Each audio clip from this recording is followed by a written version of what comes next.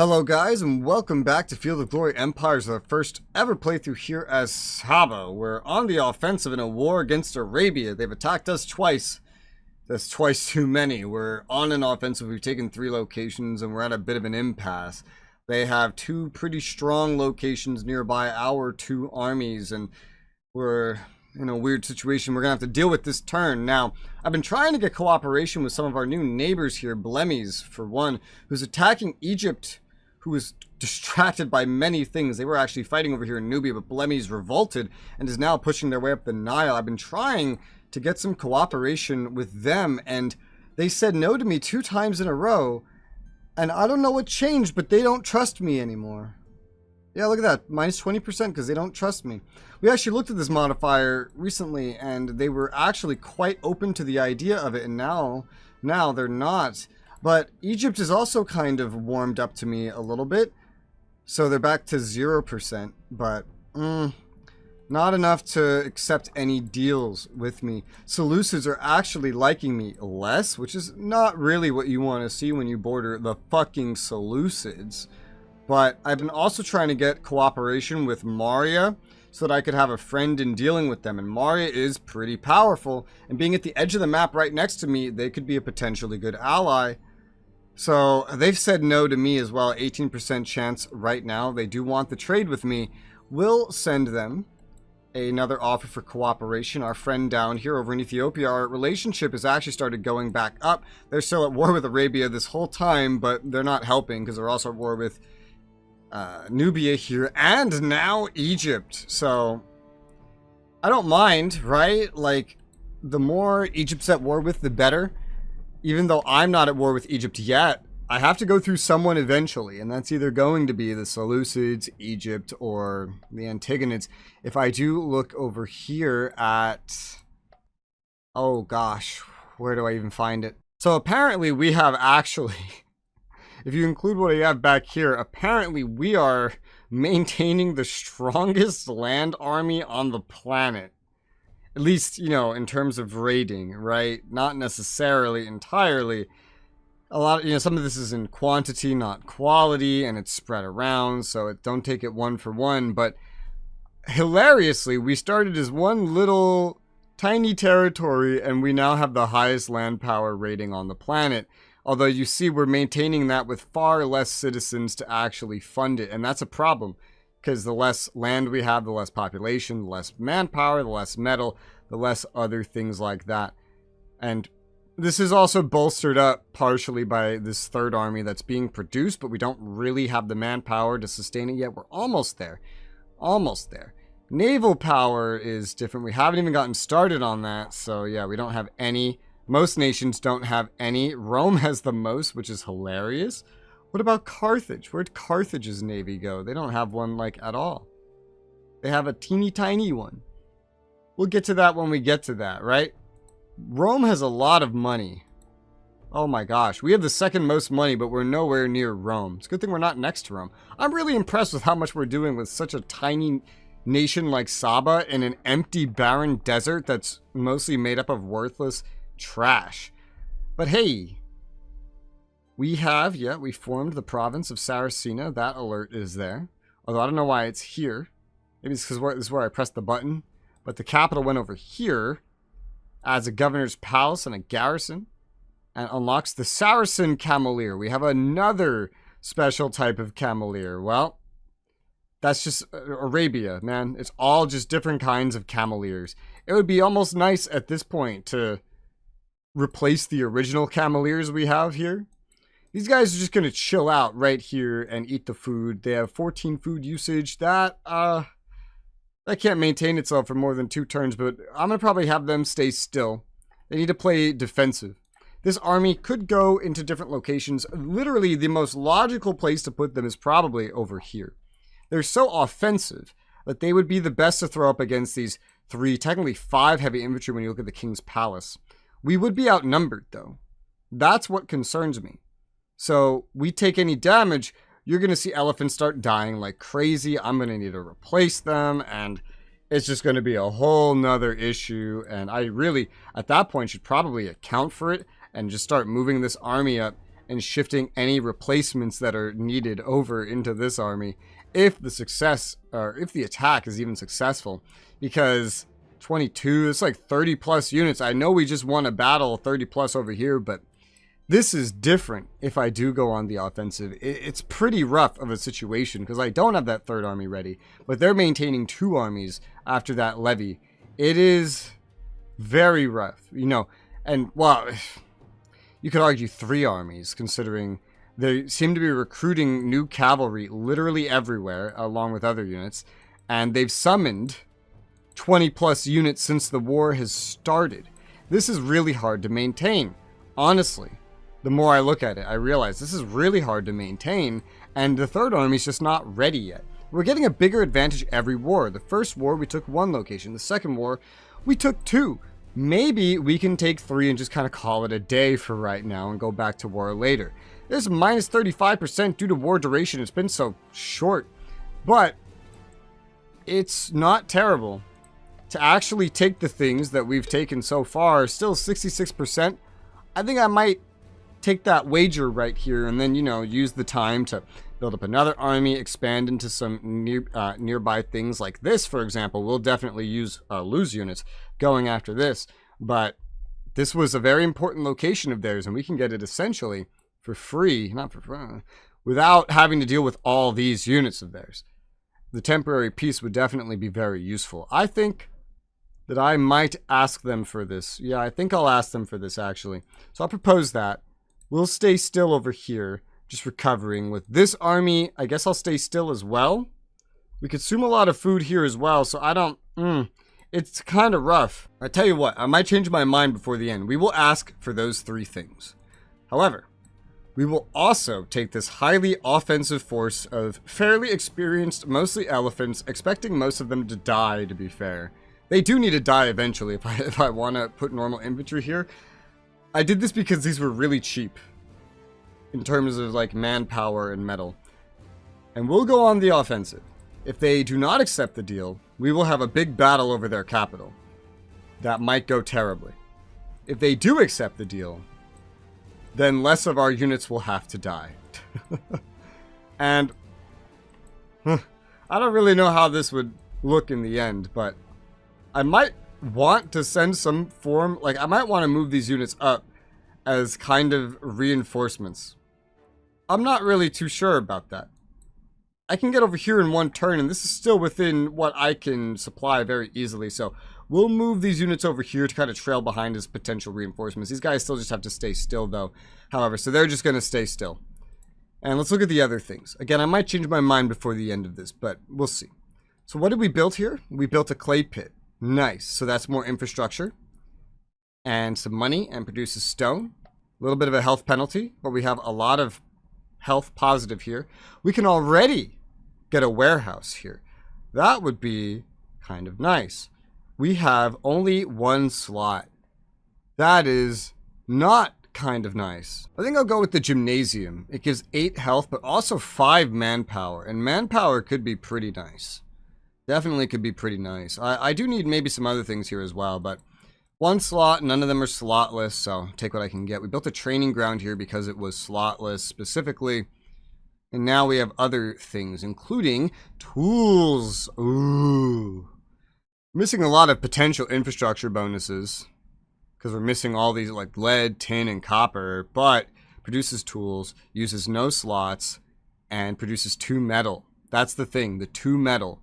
That's why I really need that. So we're going to make some tools because, you know, more tools means more heavy infantry, means better armies in general, less need for elephants, which are really not that good in this game compared to something like Imperator. Public Works is done over here. That's more infrastructure for the whole region. That's pretty nice. What can we pump out here? A guard tower. Not too bad. Slotless. Not amazing, but... also uses manpower. Not amazing, really. But, you know, and I really don't need it in this location. It does auto-deconstruct by itself when you get big enough, though. And it does at least add a lot of garrisons, which is nice preparation. I'll put that there. I'll move one of these guys to food as well. That seems maybe useful. Why is this Indian slave so happy to be here? I have no idea. But we'll get a guard tower set up. Move one guy over to food. That seems pretty nice. Otherwise, guys are spread out kind of as I would want them. Oh my god, I can just hover over this and then see all this information. That's a really cool UI thing. Huh. What does the little flag mean? Maybe it just shows if you own it or not. I'm not sure what the little guy with the flag means, but I just noticed that, and that's really neat. I really like that UI thing. That's really cool. I wish I knew about that earlier. Wealthy Citizen added a bunch of infrastructure here. That's pretty nice. Otherwise, everything is not surprising. We did receive a slave after a battle up front. That's nice. Not sure if that's just one of these 3 slaves. I did distribute, or I tried to distribute some slaves.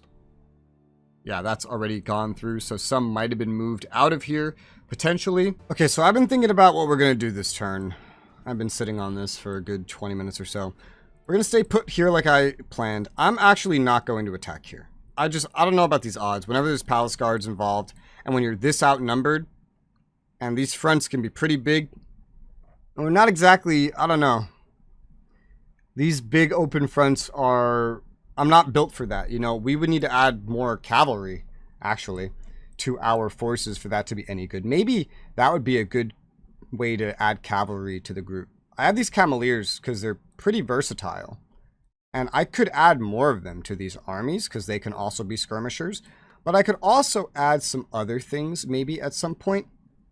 The flanking modifiers affect quite a bit. Yeah, this normal cavalry has a lot more in the way of flanking modifiers. The heavy does not have flanking modifier nearly as high for some reason. The Cameliers are kind of in between. Even the special ones are kind of in between. But I could have some normal cavalry at some point, I don't know, to expand these, because some of these open fronts can be very cavalry heavy, and we don't really have a lot of extras. We only have a lot of extra cavalry for the smaller fronts. I could just double down and get a little bit more in the way of Cameliers. It would be expensive upfront money-wise, because we already have like 4 of basically all the different Cameliers that we can get. But it wouldn't be too bad either. And it is kind of the thing, I guess, that is unique to us, that we excel at, are these Cameliers, and they're just so versatile. They're not really the best at a lot of things, but they're very defensible if they're attacked by enemy cavalry. They can't attack as well, but they have a ranged attack. So if they're in the back, they can also serve as like a backup skirmisher, for example. I don't know if there's any fronts where we would actually need anything like that, to be fair. Shrug. But I don't know. I'm trying to think about the future.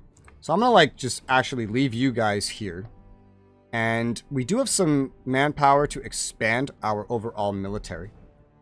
We have the Arabian Cameliers here. I think maybe this will be the first one that I plan in advance. That kind of thing with, maybe. But I still need a lot of skirmishers for this army. This army is not ready. We have the infantry adding up to 8. We have the cavalry.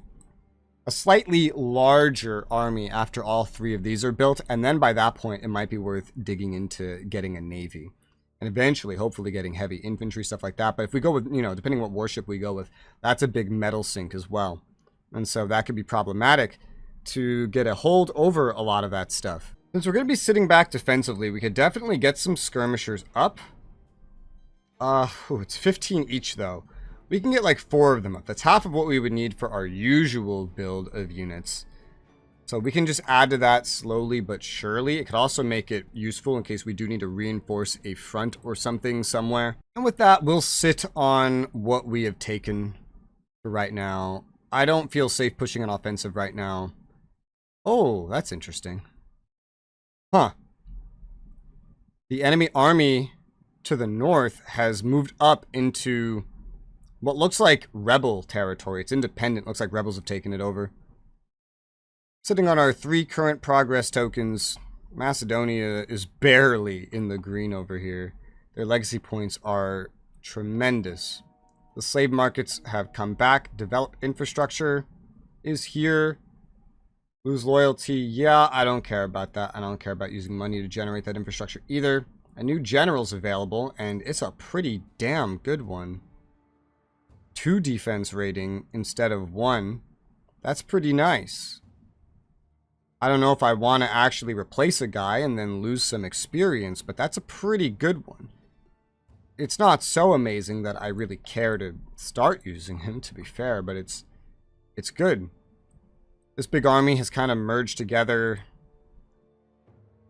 We'll leave them alone for right now. You guys have recovered a little bit. Food here is dwindling quickly, and there's not a lot that I can do about it. No, sir. Best I could do is go into enemy territory and try to take some of their food, basically, by attacking them further. If they're going to accept that peace treaty, then this upcoming turn is when they're going to accept it. Who did you steal or murder to have such wealth in your treasury? That's funny. Well, if they accept it, then no further battles can happen anyway. We're a little damaged over here. A little, with some guys. So pushing an offensive isn't necessarily what I want to do.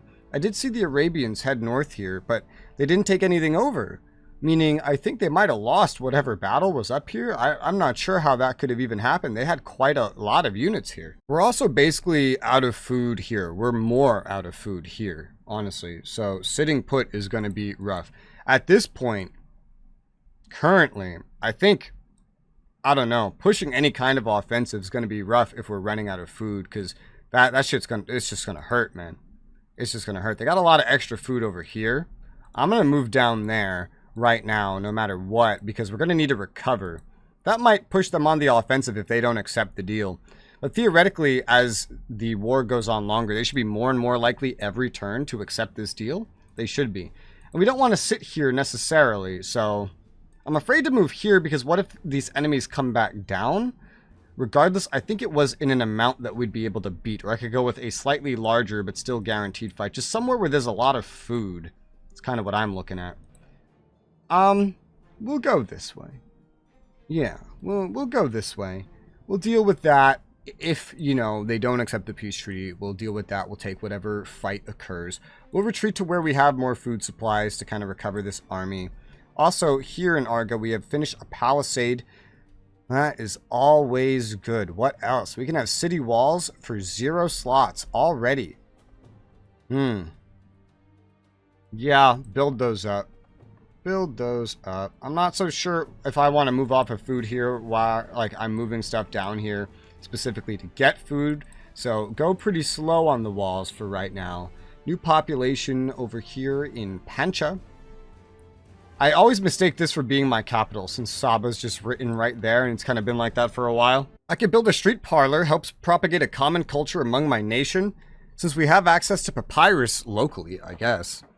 It's going to give me 8 money and 12 culture for only 1 infrastructure. That is a rare thing to see, so yeah. And that would mean I'd need less, you know, population on culture anyway, so that'd be pretty good in general. Yes, sir.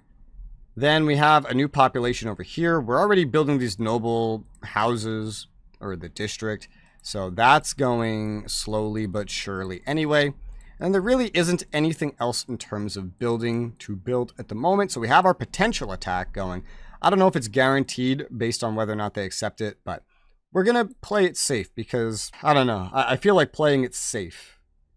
There's just some things, when you're outnumbered, it's really bad, especially in the desert. Especially when you're outnumbered in the fucking desert. The desert is really expansive and open. You know, they're having food problems too. It's not just me. They're about to run out of food here for all these troops, so their troops might start taking damage as well. If they went on the attack, it wouldn't be too great for them, but we don't want to be attacked one way or another. Elephants are not very defensive. So let's go ahead and end our turn, and we'll see what happens here. I wonder where those troops that went north went, honestly. I don't know. We can't even see into this anymore to really know how their troops will be doing, but they'll probably not be doing too well. Wow, the Seleucids have some big armies. 29 units. Jesus Christ. They're on, like, river. Maybe they have more access to food? I'm not sure. No new progress tokens. We are dropping in the ranking, so we definitely do need more culture. Our decadence is high. Okay, we're at peace. They accepted the peace. Alright, cool. So they accepted that peace treaty. Religious ceremony. Add feast to the calendar. Just always add feast to the calendar. Where the Arabia was just, now is the time to make peace. Why does this happens every time I make peace? My allies always ask for it. Regardless, yeah, so we're in their territory now. We don't need to be, and that's probably going to affect us in a negative way. Regardless, we did make peace. We did win. That is nice. Now this province can properly share things between each other. We did not really take any debuff from like lacking food here or anything, so that's good. Saracena has grown on my end by 3 territories. It was getting really difficult to maintain that, man. The wars are really tricky for maintaining your resources and whatnot.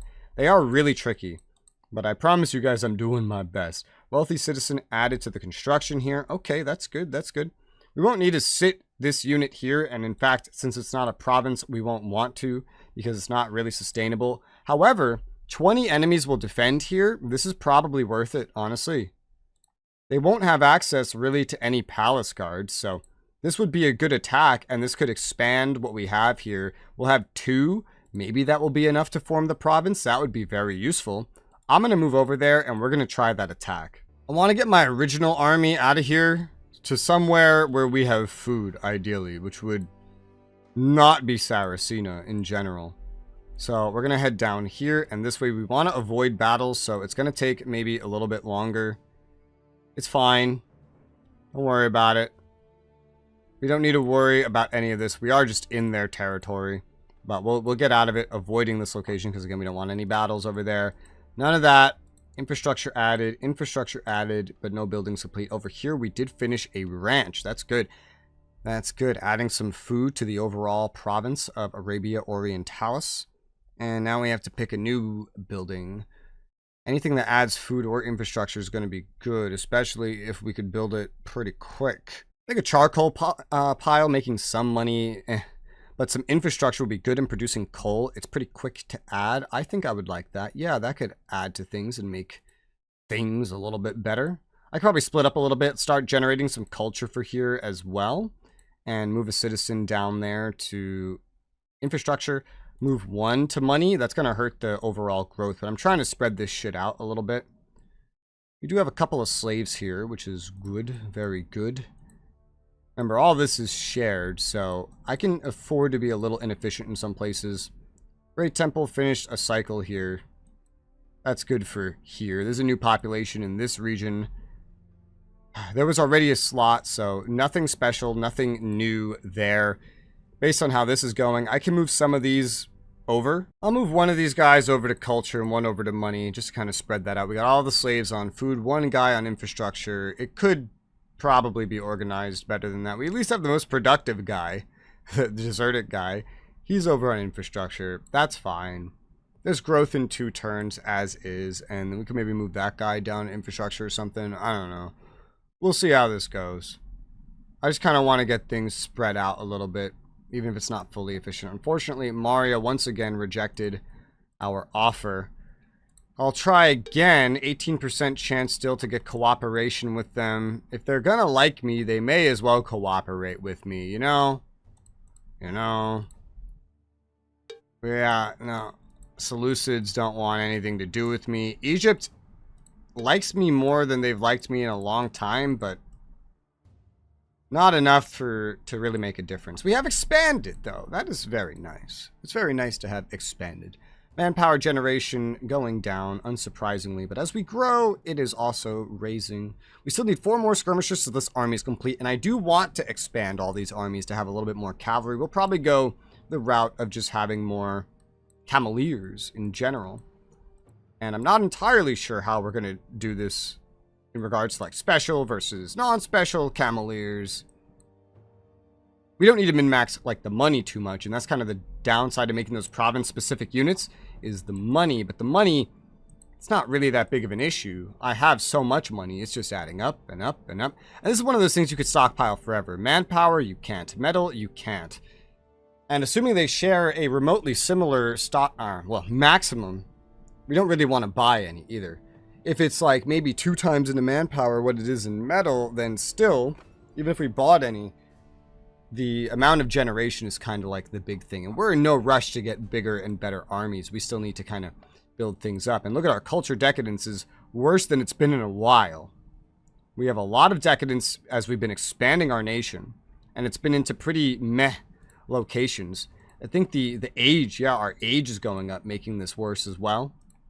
So, all in all, you know, and if we do get to Empire Golden Age, decadence increase is going to go up even further. So we need to start investing more into culture, which is part of why I'm moving more guys into culture, because we're just going to need to do that.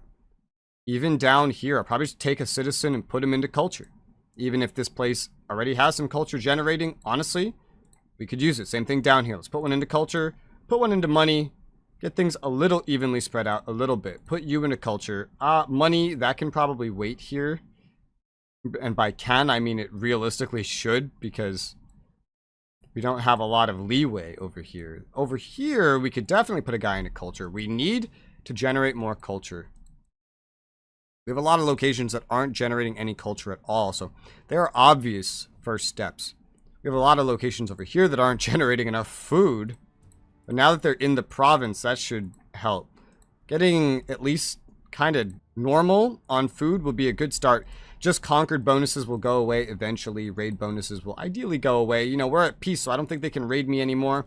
We have a peace for the next 9 turns where hopefully we will do well, and then hopefully, I guess maybe in 10 turns we'll go on the offensive against them again and maybe make some more progress, but this time with 3 armies. We're getting stronger, they're getting weaker. That's kind of the idea here. Look at this Seleucid army though, man. Holy shit. Phalanxes. Maybe that's their version of heavy infantry. Seems like it. Stronger but slower than a heavy infantry. It's a special one. I guess so. Armored hoplites. What the hell? Oh, so a phalanx is like a super heavy infantry unit. That's terrifying. Mercenary hoplites. The Seleucids are quite terrifying, and their armies are quite large. I know I need to expand my armies to be more like, instead of 20, 22, by just adding a little bit more in the way of cavalry. There's probably reason to have more stuff as well. You could have siege units in the back as backups for frontline fighting units. There's always ways to add more. And this is a good example of that. This is definitely a good example of that. They don't seem to have a whole lot of skirmishers. I guess it's from this cavalry. They have a terrifying army that hopefully we will not be up against. And if we do go up against, hopefully Maria will be able to help us. Maria seems to be doing quite well. This whole region seems to be in some turmoil. A lot of independents have rebelled and gained independence. Our loyalty everywhere has improved a good bit since last time I looked. We had some places that were not doing as well. I don't actually know what made it go up so much more. I guess I've built some loyalty buildings, although I don't feel like I have in some of these locations. Maybe the population's just getting somewhat happier from conversion and stuff. We have taken some stuff over that's not very loyal, though. So I'm still not sure if I want to, like, I don't know, like move slaves around, buy more slaves. I could definitely afford slaves. It's been a while since I purchased slaves. I wouldn't mind buying 4 more. The more slaves I have wouldn't be too bad. I don't want to sell them because slaves, they help me get ahead. I'll try to disperse some again. We'll wait till maybe the next pop-up to buy some. However, that's all we have time for this episode. So I'm going to end this one here. Hope you guys are enjoying this series. Thank you guys very much for watching, and I'll see you on the next one.